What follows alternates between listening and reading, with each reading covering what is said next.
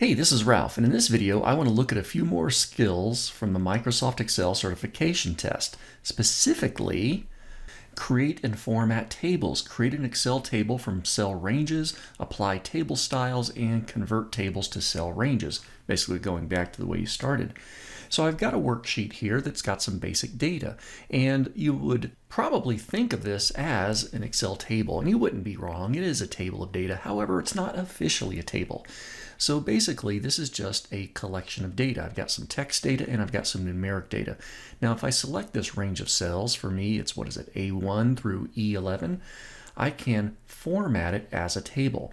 And it gives me a bunch of styles on here. But I'll go ahead and pick on this nice orange one that seems to emphasize a header. I'm going to click on that. And it is confirming that my table has headers. It does. The headers are right up here, this first row, genre, movies, gross, tickets, share, that kind of stuff. And it's got the proper range. That looks good.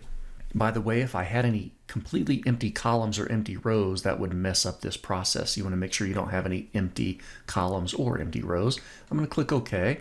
Now this did more than just change the colors and the fonts and stuff like that. This is now treated as an Excel table. What does that really mean? Well, I'll give you a quick look. If I went over to my formulas ribbon and then I went over to my name manager, I can see that there's now actually a table in here. It was identified as table 2 and it's got the data in there and all that fun stuff. So Excel understands that this is a table of data. It instantly applied some formatting options. That's pretty nice. So I can easily sort or filter various columns, so that's pretty useful in many situations. For instance, let's say for movies, and let's go to genre.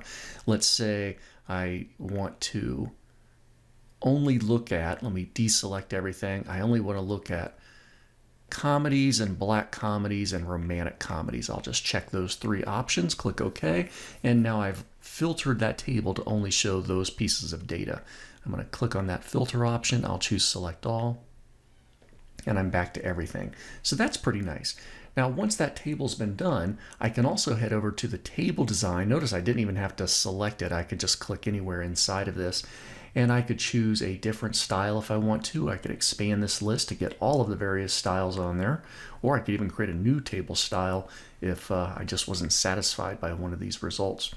There's also options for taking out that header row styling, or if I wanted to add some styling, for instance, to my first column, that could be useful.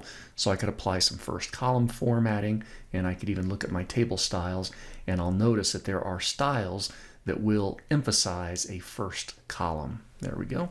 Now, in addition to all that, I can also click and add a total row. So I can instantly apply a total row to this table. Checking that box, it's going to put a total down there.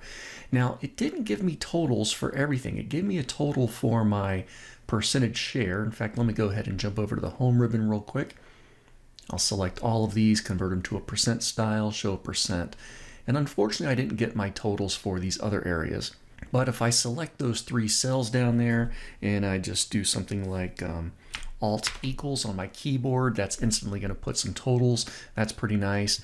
And I can select this range of numbers here and I will format them as accounting with no decimals.